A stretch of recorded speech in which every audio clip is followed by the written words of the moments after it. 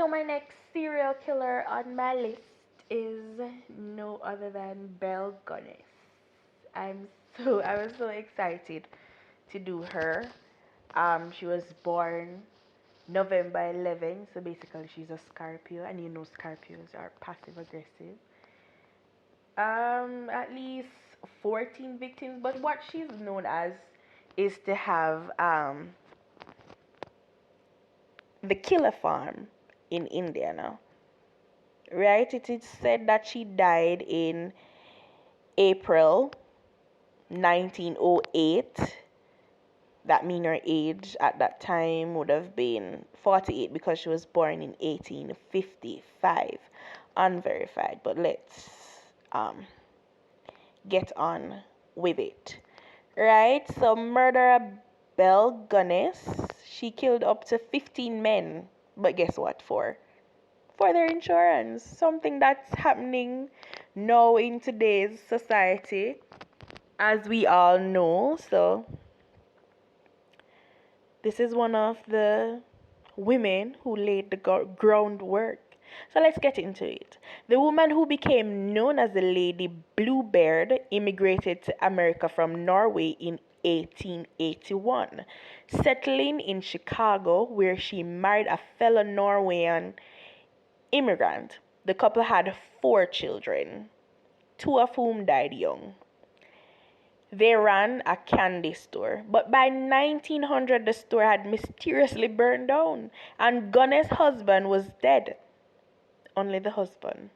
Although both happened under suspicious circumstances, Gunness was able to collect multiple insurance policies payout, allowing her to purchase a farm in Indiana.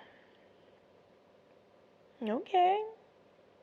She quickly remarried, and just 8 months later, her second husband died. Okay, Billy. Okay, Belle.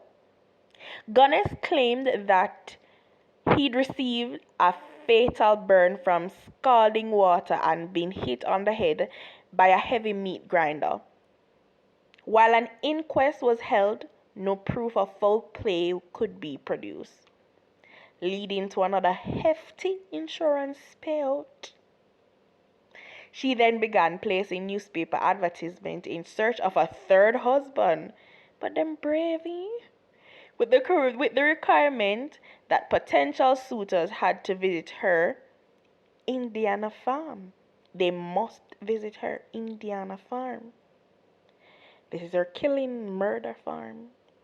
Several prospective suitors made the trek, okay, only to disappear forever.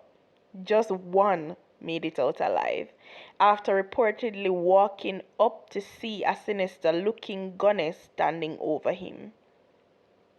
Nobody knows for certain just how many people Belle Gunness murdered, but it seems she herself met a gruesome end. In February 1908, a fire devastated the farm, finally. Amongst the wreckage were the bodies of Gunness, remaining children, and the dissipated corpse of a woman. Although officials identified the remains as Gunness, doubt quickly spread, as the body was smaller than the tall, heavyset Belle. The search for her missing head, which never turned up, led to the gruesome discovery of almost a dozen bodies, including the missing suitors and several children. Ray Lamphere, a former farmhand that she had fired a few years earlier and later claimed was threatening her life, was arrested and tried for the crimes, but was only convicted for arson. Belle's true fate remains unknown, although unverified sightings continued for decades after her death. Wow. Wow, Gunness. You invented this kill for insurance. This lady put out in the newspaper ads for victims, her victims. She preyed upon me. But these men were stupid also, were they though? But this is my story. This is my cover for Belle Gunness. What do you think? Leave it in the comments.